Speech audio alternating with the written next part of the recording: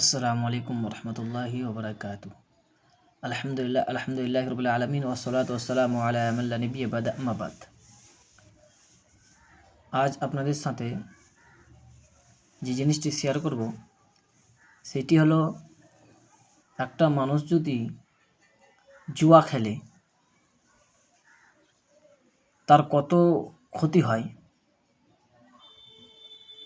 তার পরিবারের এবং তার নিজের কত ক্ষতি।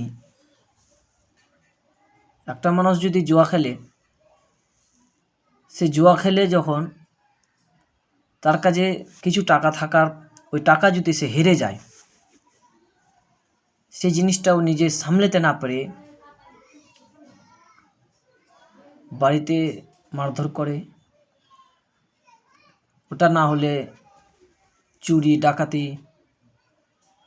এগুলো করতে থাকে। সে যদি জুয়ার খেলা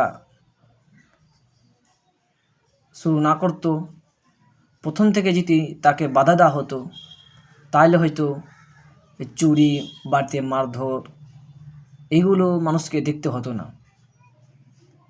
তাই জন্য বাড়িতে যখন কেউ ছোট থেকেই এইগুলো জিনিসে যাবে, তার গার্জেনের কর্তব্য হলো তাকে প্রথম থেকেই বাধা দেওয়া। আল্লাহ যেন আমাদেরকে এই সমস্ত কিছু থেকে দূরে রাখার তৌফিক দান করে। আমিন।